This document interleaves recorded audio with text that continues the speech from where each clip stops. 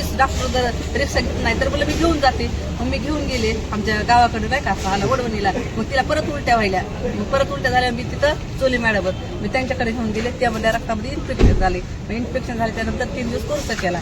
मग परत मी बीडला आणलं. ते इथं आणलं नाही का ढाकणे नाहीत का ते त्यांच्याकडे आणलं. तर ते काय म्हणले की तुमच्या पेशंटचे म्हणजे हे करा सिटी स्कॅन सोनोग्राफी करा. मग मी केली. मग केल्याच्या नंतर ते काय म्हणले की तुमचं पेशंटमध्ये पूल झालाय आतमध्ये जास्त.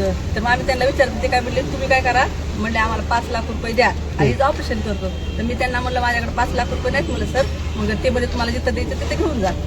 मग माझ्या मुलीला पुण्याला दिनानाथला घेऊन गेले पहिल्यांदा. मग तिथं घेतलं तर ते म्हणले आमच्या पेशंट म्हणले सिरियस आहे तिथं काय म्हणले आमच्याकडं समजा काही सुविधा नाही. मग मी वायशमला गेले. वायशमला पण म्हणले आमच्याकडे सुविधा नाही. मग मी ससूनला गेले. ससूनला गेल्याच्यानंतर त्यानं म्हणजे लगेच ट्रीटमेंट केली. ट्रीटमेंट केल्याच्यानंतर मग तिचं लगेच 11 तारखेला त्यानं ऑपरेशन केलं. मग ऑपरेशन केल्याच्या नंतर ते मॅडमना बाहेर आल्या. मग त्यांना आम्हाला दाखवलं. त्यांनी विचारलं कुठं केलं तिथं ऑपरेशन. तर मी त्यांना सांगितलं की आमच्या इकडे बीडला रुग्णालयामध्ये. तर ते म्हणले हे डॉक्टरच का कोणच म्हणल्या म्हणजे समजा असं करते मला सोबत. त्याने दाखवलं हेडो तर त्याच्यामध्ये एक कापड होतं आणि हातामध्ये ग्लोव्ह होते म्हणजे ह्याच्यामध्ये पोटामध्ये. मग नंतर ते ऑपरेशन झालं. 2-3 दिवस म्हणजे बरी झाली. परत आणखीन ते जास्त इन्फेक्शन झालं. परत तिचे आतडे आतमध्ये तुटल्याच्या नंतर परत ऑपरेशन केलं तिचं.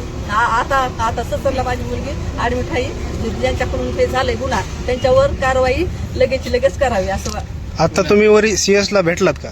काय म्हणणं आलं त्यांचं? ते CS म्हणणं आहे की म्हणजे CS ला माहिती आहे 9 तारखेला. म्हणजे ते म्हणतात आम्हाला कल्पना आहे. म्हणजे ते ढाकणे आहेत तर कुठले ढाकणे त्यानं ते 3 वाजेपर्यंत मला संपर्क करीत होते.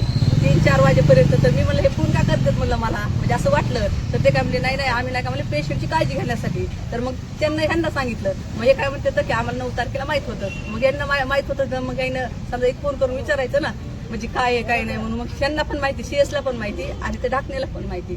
म्हणजे यानं काय केलं दाबण्याचा प्रयत्न करते ते.